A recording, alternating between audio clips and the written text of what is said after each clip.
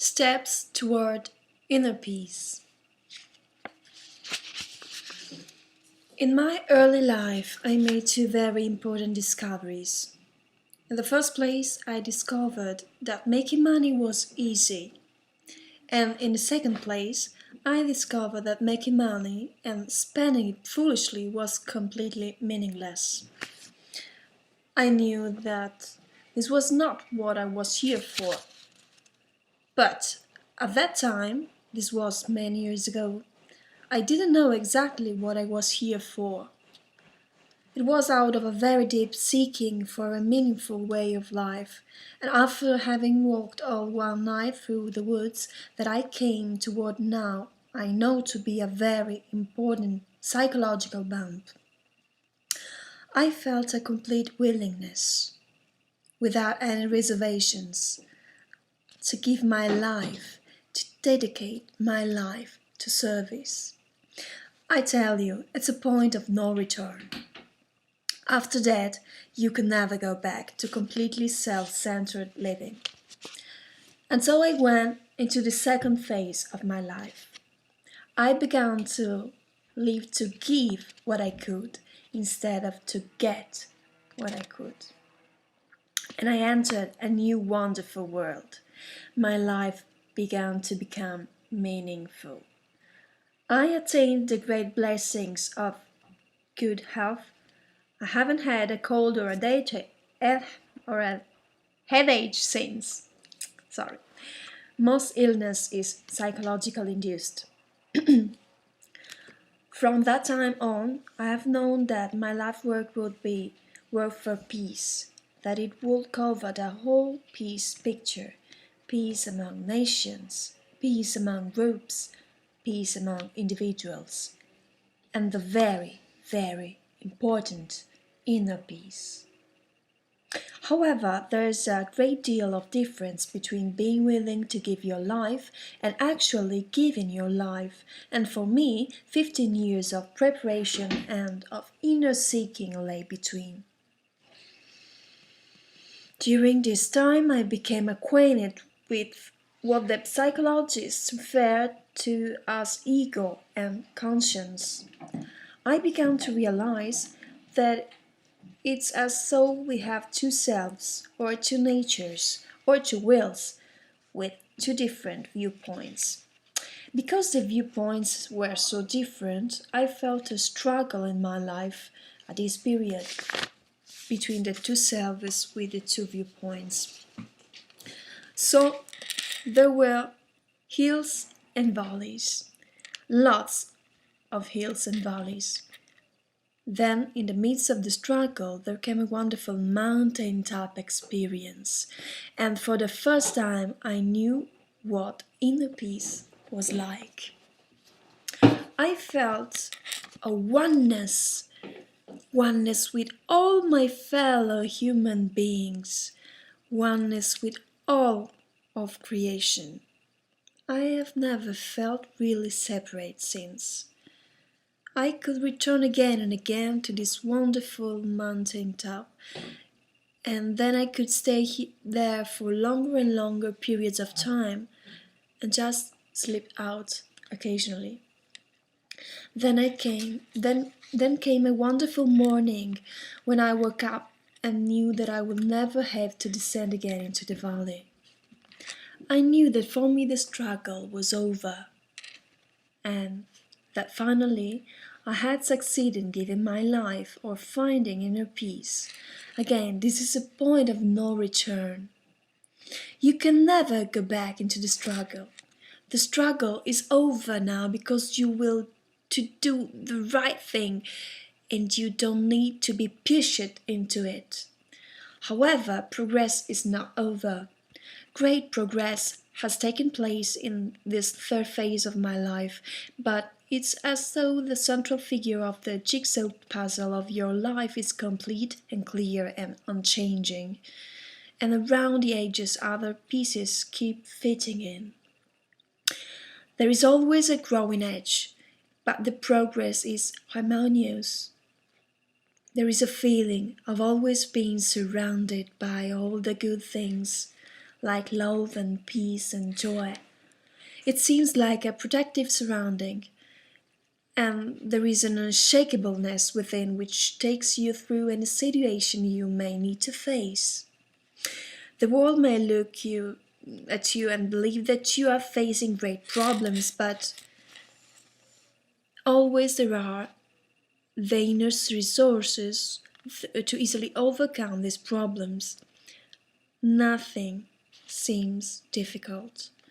There is a calmness and a serenity and unhurriedness, no more striving or straining about anything. Life is full and life is good, but life is never more overcrowded. That's a very important thing I've learned.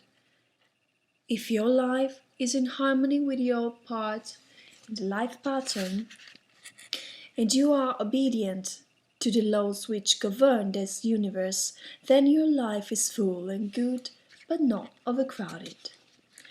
If it is overcrowded, you are doing more than is right for you to do, more that is your job to do in the total scheme of things. Now there is a living to give instead of to get. As you concentrate on the giving, you discover that just as you cannot receive without giving, so neither can you give without receiving. Even the most wonderful things like health and happiness and inner peace. There is a feeling of endless energy. It just never runs out. It seems to be as endless as the air. You just seem to be plugged into the source of universal energy. You are now in control of your life.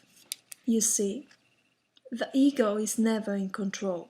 The ego is controlled by wishes of comfort and convenience on the part of this body, by demands of the mind, by outbursts of the emotions. But the higher nature controls the body and the mind and the emotions. I can say to my body, lie down there on that cement floor and go to sleep. And it obeys. I can say to my mind, shut out everything else and concentrate on this job before you. And it's obedient. I can say to my emotions, be still, even in the face of this terrible situation. And they are still. It's a different way of living. The philosopher Thoreau wrote, if a man does not keep peace with his companions, perhaps he hears a different drummer. And now you are following a different drummer. The higher nature is that of the lower. It was only at this time, in 1953, that I felt guided or called or motivated to begin my pilgrimage for peace in the world, a journey undertaken traditionally. The tradition of pilgrimage is a journey undertaken on foot and on faith, prayerfully, and as an opportunity to contact people. I wear a leather tunic in order to contact people. It says, Peace Pilgrim, on the front. I feel that's my name now. It emphasizes my mission instead of me. And on the back it says 25,000 miles on foot for peace. The purpose of the tunic is merely to make contacts for me. Constantly as I walk along the highways and through the cities, people approach me and I have the chance to talk with them about peace. I have walked 25,000 miles as a penniless pilgrim. I own only what I wear and what I carry in my small pockets. I belong to no organization. I have said that I will walk until given shelter and fast until given food, remaining a wanderer until mankind has learned the way of peace. And I can truthfully tell you that without ever asking for anything, I have been supplied with everything needed for my journey, which shows you how good people really are. With me I carry always my peace message. This is the way of peace. Overcome evil with good, falsehood with truth, and hatred with love. There is nothing new about this message, except the practice of it. And the practice of it is required not only in the international situation, but also in the personal situation. I believe that the situation in the world is a reflection of our own immaturity. If we were mature, harmonious people, war would be no problem whatever. It would be impossible. All of us can work for peace. We can work right where we are, right within ourselves, because the more peace we have within our own lives, the more we can reflect into the other situation. In fact, I believe that the wish to survive will push us into some kind of uneasy world peace, which will then need to be supported by a great inner awakening if it is to endure.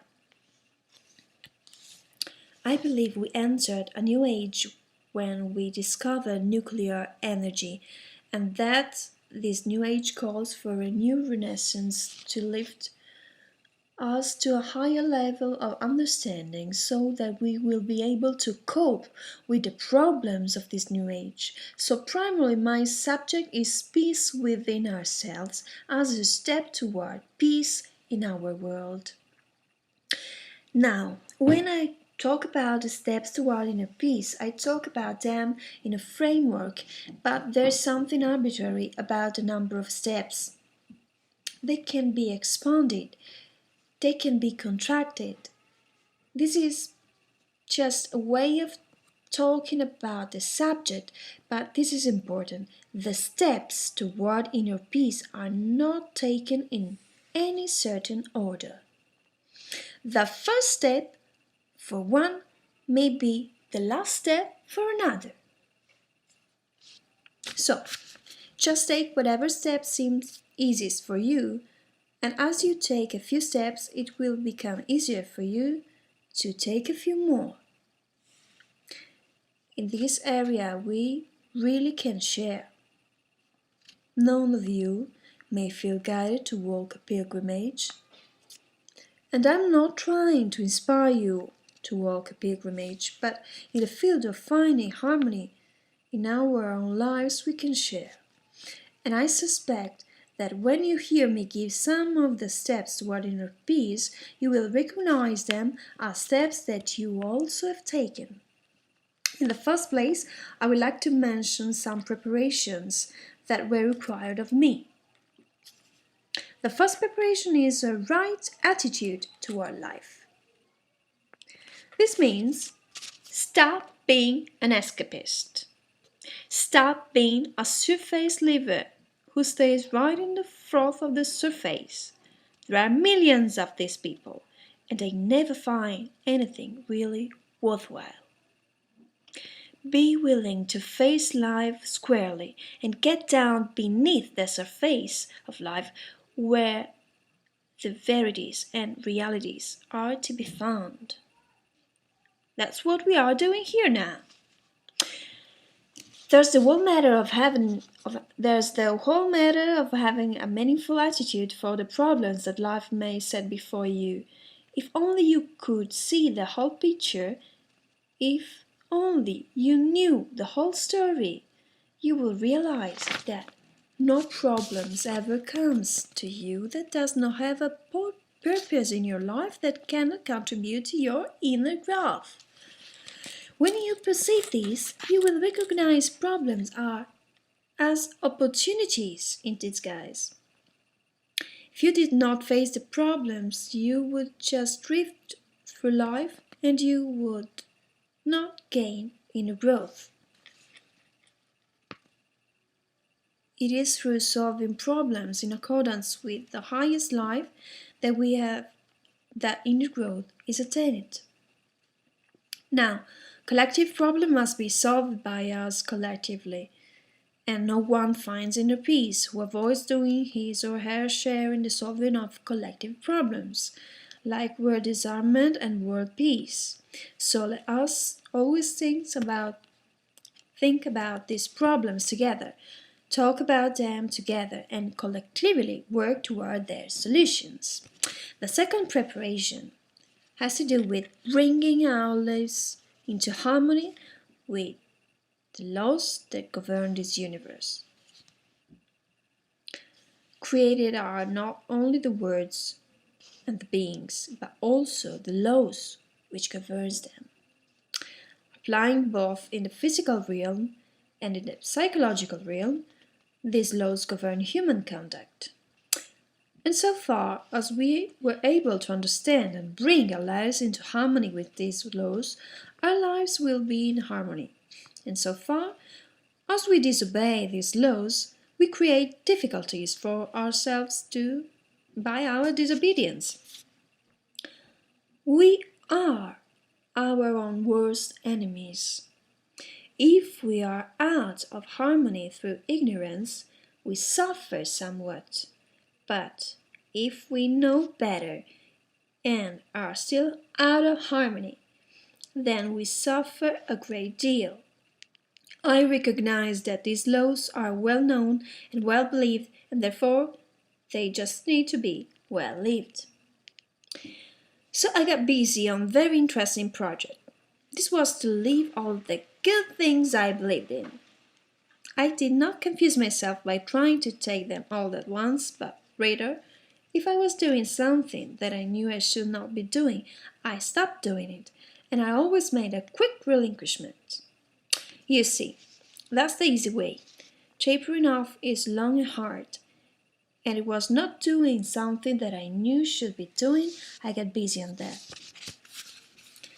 It took the living quite a while to catch up with the believing. But of course it can, and now, if I believe something, I live it. Otherwise, I would be perfectly meaningless. As I lived according to the highest light that I had, I discovered that other light was given, and that I opened myself to receiving more light as I lived the light I had. These laws are the same for all of us. And these are the things that we can study and talk about together. But there is also a third preparation that has to do with something which is unique for every human life, because every one of us has a special place in the life pattern. If you do not know clearly where you fit, I suggest you try seeking it in nature. Just receptive and silent and wonderful insights would come to me. You begin to do your part in the life pattern by doing all the good things you feel motivated toward, even though they are just little good things at first. You give this priority in your life over all the superficial things that customarily clutter human lives. There are those who know and do not do. This is very sad. I remember one day as I walked along the highway, a very nice car stopped as the man said to me, "How wonderful that you are following your calling." I replied, "I certainly think that everyone should be doing what feels right to do." He then began telling me what he felt motivated toward, and it was the good things that needed doing. I got quite enthusiastic about it and took for granted that he was doing it. I said, "That's wonderful. How are you getting on with it?" And he answered, "Oh, I'm not doing it. That kind of work doesn't pay anything." And I shall never forget how desperately unhappy that man was. But, you see, in this materialistic age, we have such a false criterion by which to measure success. We measure it in terms of dollars, in terms of material things, but happiness and inner peace do not lie in that direction. If you know but do not do, you are a very unhappy person indeed. There is also false preparation, and it is the simplification of life to bring inner and outer well-being, psychological and material well-being into, into me. This was made very easy for me. Just after I dedicated my life to service, I felt that I could no longer accept more than I needed while others in the world have less than they need. This moved me bring my life down to need level. I thought it would be difficult. I thought it would entail a great many hardships. But I was quite wrong. Now that I own only what I wear and what I carry in my pockets, I don't feel deprived of anything. For me, what I want and what I need are exactly the same, and you couldn't give me anything I don't need. I discovered this great truth.